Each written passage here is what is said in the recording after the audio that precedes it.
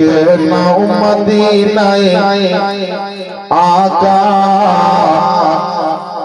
ডেকে নাও মদিনায় ডেকে নাও মদিনায় মাওলা ডেকে নাও মদিনায় ডেকে নাও মদিনায় আকা ডেকে নাও মদিনায়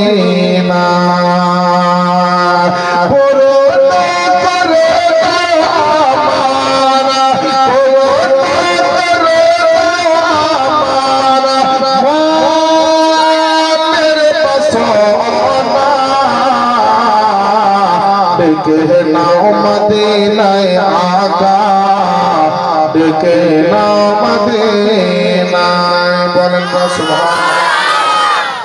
আপনাদের সুবহানাল্লাহতে যেমন থাকবে ভক্তি, নাত শরীফ পড়াতে আমার কেমন হবে শক্তি।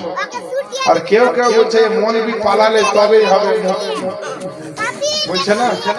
যার একটা নতুন বক্তা এসেছে, বুঝলেন কিনা?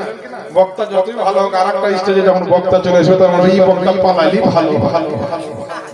হ্যাঁ, আমরা সব রকম বুঝি। 10 বছর ধরে আমি জালসা করাবো, তো নবীর মহব্বতে আপনারা যেমন ভক্তি দেখাবেন, আমিও তেমন শক্তি দেখাবো। তার একবার নবীর মহব্বতে বলেন সুবহানাল্লাহ। ডেকে নাও মদিনায় আকা ডেকে নাও মদিনায় চাঁদ নবী মুস্তাফার চরণের ধুল গো সূরজ নবী পাকের ইশারায় ব্যাকুল গো ইশারায় ব্যাকুল গো ইশারায় ব্যাকুল গো চাঁদ নবী মুস্তাফার চরণের ধুল গো সূরজ নবী পাকের ইশারায় ব্যাকুল গো নূর নবীর প্রেমে দেখিয়া নূর নবীর প্রেমে দেখিয়া নূর নবীর প্রেমে দেখিয়া জামানা দিবানা ডেকে নাও মদিনায় আকা ডেকে নাও মদিনায় ডেকে নাও মদিনায় মাওলা ডেকে নাও মদিনায়। শেষ ছন্দ পড়ব, খুব মহব্বতের ছন্দ, একবার বলে দেন সুবহানাল্লাহ। আরে বহু দিনের আশা আমার মদিনাতে যাইব, গুম্বাদ খাজরার দর্শন করিব দর্শন করিব দর্শন করিব। বহু দিনের আশা আমার মদিনাতে যাইব, গুম্বাদ খাজরার দর্শন করিব। রওজা পাকের জিয়ারত রওজা পাকের জিয়ারত রওজা পাকের জিয়ারত গুনাহ যে থাকে না ডেকে নাও মদিনায় আকা ডেকে নাও মদিনায় ডেকে নাও মদিনায় মাওলা ডেকে নাও মদিনায় ডেকে নাও মদিনায় মাওলা ডেকে নাও মদিনায়। আপনাদেরকে শেষ বেলায় একটা আমল বলে দিয়ে আমি বিদায় দিচ্ছি। কি আমল বলা হয়েছে? কেউ যদি সুবহানাল্লাহ পড়ে, তো জমিন আর আসমানে যে ফাঁকা জায়গাটা দেখছেন, এটা আল্লাহ নেকিতে ভর্তি করে দিবে। আল্লাহ এই অফারটা কেন দিলেন?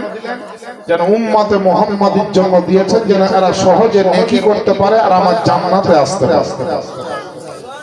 আবার কোন কিতাবে এসেছে যে সুবহানাল্লাহি ওয়া বিহামদিহি যদি কেউ পড়ে তার জীবনের সমস্ত গুনাহকে আল্লাহ maaf করে দিবেন। এটা কি মাস চলছে বাপ? শাবানুল মুআজ্জাম মাস। এই মাসের রাতে বড় ইবাদত আছে, হালুয়া রুটি করবেন, লোকজনকে খাওয়াবেন, নফল নামাজ পড়বেন, দুটো রোজা রাখবেন, কবর জিয়ারত করবেন, ইতিম গরীবকে দান করবেন। শাবান মাসের রাত্রিতে যদি ইবাদত করে আল্লাহর কাছে যা চাইবেন আল্লাহ তাই দিবেন। আল্লাহর নবীর সাহাবী হযরত আলী রাদিয়াল্লাহু তাআলা আনহু তিনি বর্ণনা করেন মিসকাত শরীফের হাদিস, তিনি বলেন যে শাবান মাসের 15 তারিখের রাত্রিতে আল্লাহর দরবারে যে যা চাইবে সে তাই পাবে। কারণ আল্লাহর কুদরতি তাজাল্লি, সেদিন আল্লাহ নিজের জায়গা থেকে আসমানের দিকে নিচু করে দেন আর আল্লাহর কুদরতি তাজাল্লি আওয়াজ দিতে থাকে, এ দুনিয়ার মানুষ তোমরা কে কি চাও আমি আল্লাহ আমার কাছে চাও, আমি আল্লাহ আজকে তোমাদেরকে দিয়ে দেব। আমাদেরকে 5 ওয়াক্ত নামাজ পড়তে হবে, মহিলারা আপনারা পর্দার সহিত চলতে হবে, আমির সেবা করতে হবে, বাপ মায়ের খিদমত করতে হবে, master professor engineer doctor master যে যেখানেই থাকেন না কেন জোহর শেখ 50 কেজি ভুট্টা, বেরাদারান ইসলাম জোহর সাহেব 50 কেজি ভুট্টা। আপনাদের আমাদের সকলকে আদব কায়দাটা শিখতে হবে।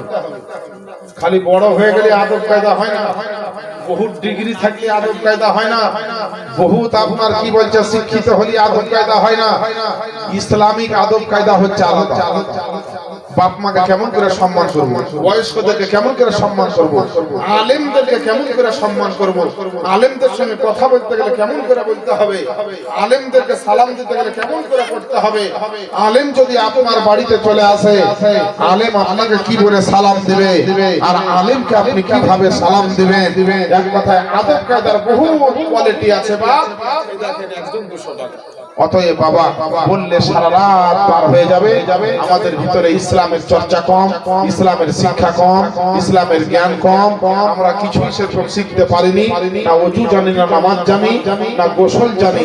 নাপাক অবস্থায় যদি মৃত্যু হয়ে যায় কবরে আগুনে পড়তে হবে। বাপ খুব সাবধান হয়ে। দামনাপুর থেকে একজন 500 টাকা দিয়েছেন, আল্লাহ যেন তার দানকে কবুল করেন, আমিন আর রাব্বাল আলামিন। বিরাদারান ইসলাম, আল্লাহকে যদি ভয় করেন, শুধু যদি এই টেনশনটুকু থাকে যে আল্লাহ জীবনে কিছুই করতে পারলাম না, তোমার দরবারে কাল কিয়ামতের মাঠে কি করে দাঁড়াবো, আল্লাহ রহমান রহিম আপনাকে একটা না দুটো জান্নাত দিবেন। এটা আমার কথা না, আল্লাহর পবিত্র কোরআন 27 নম্বর পারা সূরা রহমান 46 নম্বর আয়াত উঠিয়ে দেখুন। আল্লাহ পাক ঘোষণা দিচ্ছেন ওয়ালিমান খাফা মাকাম রাব্বিহি জান্নাতান, এবং যারা আল্লাহর দরবারে দণ্ডায়মান হওয়াকে ভয় পায় আল্লাহ তাদের জন্য রেখেছেন দুটি জান্নাত। ভাইরা দেখি ব্যাগটা, আপনারা হয়তো ভাববেন যে জিয়াদ মুস্তাফা মুর্শিদাবাদ থেকে বক্তব্য দিতে এসেছে। বাবা এখন সব জিনিসের দলিল চাই, রেফারেন্স চাই। প্রত্যেকটা স্টেজে এখন তো আপনার ডিজিটাল যুগ, এর জন্য আমি সঙ্গে আপনার সুবহানাল্লাহ এই কম্পিউটার নিয়ে যাই, যাতে করে মানুষ যদি কিছু প্রশ্ন করে দেয় যে আপনি যে কিতাবটার কথা বললেন, আপনি যে বিষয়টা বললেন আপনাকে দেখিয়ে দিতে হবে, নাহলে বাড়ি যেতে দেব না। আগেকার যুগে মানুষ বেঁধে রেখে আবার কিতাব আনতে যেতে হতো। আমার দিকে লক্ষ্য করেন, এটা হচ্ছে একটা মোবাইলের কম্পিউটার, ইন্টারনেট যুক্ত এবং বিভিন্ন রকমের অ্যাপসের মাধ্যমে হাজার হাজার কিতাব লোড করা আছে আমার এই মিনি কম্পিউটারে। আপনাদের এখানে যতটা লোক না আছে তার চাইতে বেশি কিতাব আমার এটাতে লোড করা আছে। অনেকে বলে শবে বরাত করা যাবে না, জানাজার পরে দোয়া করা যাবে না, অনেকে বলে দরুদ পড়া যাবে না, অনেকে বলে সালাম পড়া যাবে না, অনেকে বলে নবীর জন্মদিন পালন করা যাবে না। আপনাকে বলি আহলে সুন্নাত ওয়াল জামাতের নিকটে হাদিস ও কোরআনের আপনার দলিলে আপনার নবীর জন্মদিন পালন করা যায়, শবে বরাত পালন করা যায়, শবে মেরাজ পালন করা যায়, লাইলাতুল কদর পালন করা যায়, দরুদ ও সালাম পাঠ করা যায়, মৃত্যুর নামে ইশারে সাওয়াত করা যায়, শবে বরাতের হালুয়া রুটি করা যায়, মুহররমে খিচুড়ি করা যায়, নবীর জন্মদিনের পতাকা উত্তোলন করা উত্তোলন করা যায়, এবং আপনার মিলাদ করা, জালসা করা, জীবনী করা, কোরআন খানি করা, বাপ মায়ের জন্য দান খায়রাত করা, মৃত্যুর নামে দান করা, মৃত্যু ব্যক্তির নামে জমি দান করা, মৃত্যু ব্যক্তির নামে হজ করা এবং নফল নামাজ পড়া পর্যন্ত জায়েজ লেখা আছে। জোরে বলেন সুবহানাল্লাহ। কালকে থেকে তো খালি জীবনই শুনলেন, যদি সময় পেতাম তো আপনাদেরকে বুঝিয়ে দিয়ে যেতাম শরিয়াতের দলিলে আরো কত কি জিনিস ভরা আছে। একজন বক্তাকে বসিয়ে রেখে বেশিক্ষণ কথা বলাটা সঠিক নয়। যদিও বয়স এই বাবা জীবন ভাই আমার জুনিয়র বয়স, ওর চাইতে বয়স আমি অনেক বড়, আমার ছোট ভাইয়ের সমান কোনে, কিন্তু তবু আজকের মাহফিলে তিনাকে আল্লাহ বক্তা সাজিয়ে এনে হাজির করেছে, অতএব তার সম্মান আছে। আমার বাপজিরা ভাইরা, আমার আম্মা জানেরা, দলিল নিয়ে আমি ঘুরি। আপনারা সকলকে বলেছি মোবাইল নাম্বার দিলে ভুলে যাবেন, ইন্টারনেটে যাবেন, ইউটিউবে যাবেন, জিয়াউল মুস্তাফা নুরি এই কথাটা লিখবেন। আমার ওয়াজ নসিহতের সঙ্গে বড় বড় মাসলা মাসাইল পাবেন, তার সঙ্গে মোবাইল নাম্বার পাবেন। যে কোনো প্রশ্ন প্রয়োজন হলে আমাকে রাখবেন। আমি দিন রাত 24 ঘন্টা ঘুমানো বাদ দিয়ে, ব্যস্ততার সময়টুকু বাদ দিয়ে মানুষের প্রশ্ন উত্তর দিতে আমি নেটে ব্যস্ত থাকি। অনেক আলেম ওলামা আমাকে জানেন যে মুর্শিদাবাদ সাগরদিঘি জিয়াউল মুস্তাফা নুরি সাহেব হোয়াটসঅ্যাপে, ফেসবুকে, ইউটিউবে, টুইটারে, মেসেঞ্জারে, সোশ্যাল মিডিয়াতে বিভিন্ন প্রশ্ন উত্তর করে। আমার হাতের লেখা 4-5 খানা কিতাবও আমি লিখেছি। সারা দুনিয়ার মানুষের ফুফুকে আমি বলেছিলাম একটা ফুফু রেখেছেন আল্লাহ সারা দুনিয়ার মানুষের জন্য। সারা দুনিয়ার মানুষের শুধু আদম হাওয়া ব্যতীত সবারই ফুফু হলো একটাই। সেটা কোনো মানুষ নয়, কোনো জিন নয়, কোনো ফারিস্তা নয়, পাহাড় পর্বত নদী নালা নয়, সেটা হচ্ছে একটি গাছ। কিসের গাছ? কিতাবের মধ্যে লেখছে খেজুরের গাছ। জোরে বলেন সুবহানাল্লাহ। একটা খেজুরের গাছ হচ্ছে পৃথিবীর সমস্ত মানুষের ফুফু। আদম নবীকে যে মাটি দিয়ে তৈরি করা হয়েছিল, ওই তৈরি করার সময় একটু মাটি বেঁচে গেছে, ওই মাটি দিয়ে খেজুর গাছ তৈরি হয়েছিল। এর জন্য আদমের যত সন্তান সকলেই খেজুর গাছ হচ্ছে তাদের জন্য ফুফু। জোরে বলেন সুবহানাল্লাহ। কিতাবে লেখা আছে, কিতাবটির নাম হচ্ছে মাওয়াহিবুল লাদুনিয়া। এই কিতাবটা 2 খণ্ডে বিভক্ত। এই কিতাবের মধ্যে লেখা আছে একটা হলো, আচ্ছা দ্বিতীয় নম্বর প্রশ্ন হচ্ছে 2 কাঁধে যে ফেরেশতা থাকে নেকি আর গুনাহ লেখার জন্য। যখন মানুষটা মরে যায় তো ওই মানুষের কাছে যে ফেরেশতা ছিল এরা কোথায় যায়? খুব ভালো করে খেয়াল করেন মা বোনেরা, আপনারাও। এমনিতে মা বোনদেরকে ভয় লাগে, ওয়াজ্জিমাতে এরাকে এক বললে আর এক শুনবে। এক মৌলভী সাহেব বলেছে মহিলারা কাজে, মহিলারা তোমরা স্বামীর সেবা করো, স্বামীর পাপ তলে তোমাদের জান্নাত। তো মেয়ে ছেলে যতই শিক্ষিত হোক আর যতই উন্নত মানের আপনার পড়াশোনা করা একটু বোকা হয়। বেটা ছেলের থেকে মেয়ে ছেলের বুদ্ধি হচ্ছে অর্ধেক। লক্ষ্মী ভান্ডারের টাকার জন্য তোমরা অন্যদিকে ভুলে যাবে, তখন আমি যা বলছি তাই শোনো। তো বাবা বলেছে মা গো তোমাদের স্বামীর পাঁচ তলে তোমাদের জান্নাত। এবার বাবা বারবারই বক্তার মুখে শুনে ওই মেয়ে ছেলেটা যে স্বামীর পাঁচ তলে জান্নাত, স্বামীর পাঁচ তলে জান্নাত। জালসা ভেঙেছে 2:30-3টার সময় জালসা শেষ। বাড়ি গেছে তো দেখছে যে করিমের বাপ লুকচাপ ঘুম পাচ্ছে। তো করিমের মা বলছে যে বহু মোর বিধি বুঝছে যে স্বামীর পাঁচ তলে বলে জান্নাত। আজকে জান্নাত না দেখে আর ঘুমাবো না। দেখি দেখি দেখি কি নাম আপনার? জিয়াউল হক। আচ্ছা সুবহানাল্লাহ। জিয়াউল হক সাহেব নগদ 5000 টাকা। নারে তাকবীর, নারে রিসালাত। জনাব জিয়াউল হক সাহেব 5000 টাকা দাতা বলেন জিন্দাবাদ। আল্লাহ যেন দানকে কবুল করেন আর মনের ইচ্ছাকে যেন আল্লাহ পূরণ করেন। তো মহিলাটা বলছে জান্নাত যে আজ গতি আছে দেখবো, দিয়ে ঘুমাবো। আর স্বামী শুয়ে আছে, তার স্বামীর পাঁচ তলখান দেখছে তো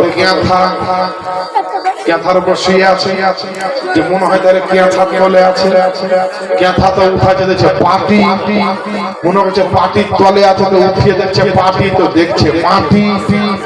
ভাবছে হারে তাহলে মাটির ভিতরে কোদল খান লিয়ে কোদল নিয়ে সেই এক মেরেছে আর করিমের বাপ লাভ পেটেছে। কে রে?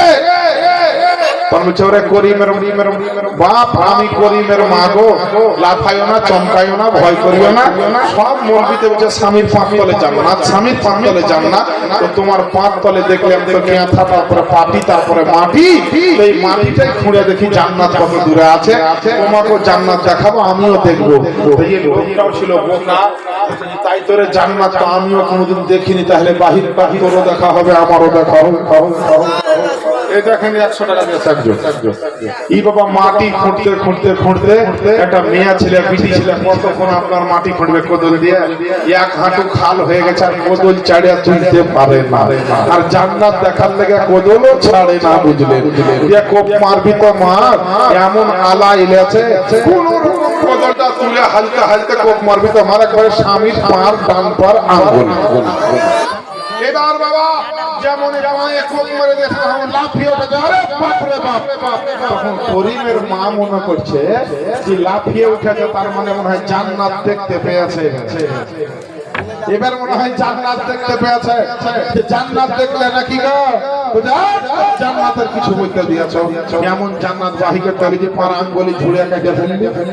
ও মহিলারা, স্বামীর পাঁচ তলে জান্নাত মানে কেউ কোদলিয়া মাটি খুঁড়তে যেও না। জান্নাত তো পাবা না, স্বামীর পাও পাবা না। স্বামীর পাঁচ তলে জান্নাত মানে কি মহিলারা শুনে?